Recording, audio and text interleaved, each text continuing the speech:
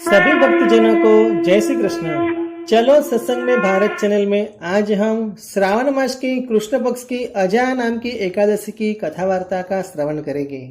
धर्मराज युधिष्ठिर बोले, हे जनार्दन, अब आप कृपा करके श्रावण मास के कृष्ण पक्ष की एकादशी के विषय में कुछ बताइए। उस एकादशी का क्या नाम है तथा इसका व्रत करने से क्या फल मिलता है, उसकी विधि क्या है, यह सब आप मुझे कहिए।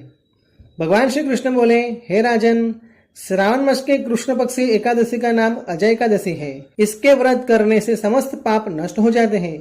जो मनुष्य इस दिन भक्तिपूर्वक भगवान की पूजा करते हैं तथा व्रत करते हैं, उनके समस्त पाप नष्ट हो जाते हैं। इस लोक और परलोक में सहाय करने वाली इस एकादशी का व्रत समान विश्व में दूसरा कोई व्रत नहीं है।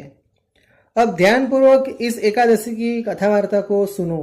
प्राचीन काल में अयोध्या नगरी में एक चक्रवर्ती राजा राज्य करता था। उसका नाम हरिश्चंद्र था। वह अत्यंत वीर, प्रतापी तथा सत्यवादी था।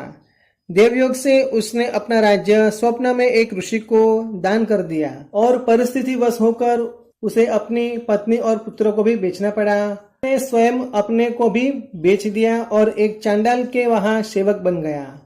उसने उस चांडाल के यहाँ कफन लेने का काम किया, परंतु उसने इस आपत्ति के समय में भी सत्य का साथ न छोड़ा।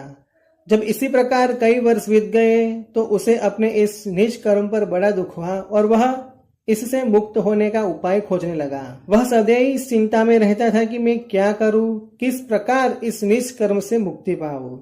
एक समय की बात है, वह इस चिंता में बैठा था, तब गौतम ऋषि वहां आ पहुंचे। राजा ने उन्हें प्रणाम किया और अपनी दुख भरी कथा सुनाने लगा। राजा की दुख भरी कहानी सुनकर महर्षि गौतम भी अत्यंत दुखी हो गए और राजा से बोले, हे राजन, श्रावण मास के कृष्ण पक्षी एकादशी का नाम अजय एकादशी है।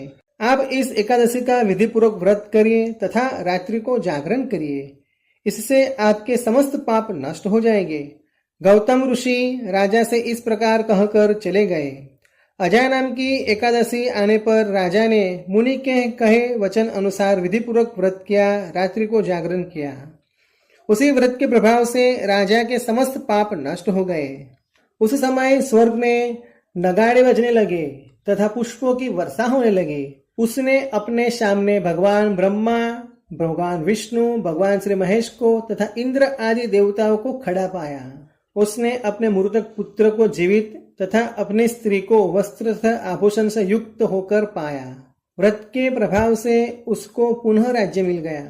वास्तव में एक ऋषि ने राजा की परीक्षा लेने के लिए यह कौतुक किया था, किंतु अजा एकादशी के व्रत के प्रभाव से सारा षड्यंत्र समाप्त हो गया और अंत समय में राजा हरिश्चंद्र अपने परिवार सहित स्वर्गलोक को गया।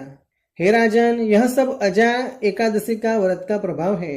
जो मनुष्य इस व्रत को विधि पूर्वक करते हैं तथा रात्रि को जागरण करते हैं, उनके समस्त पाप नष्ट हो जाते हैं और अंत में वे स्वर्ग को जाते हैं।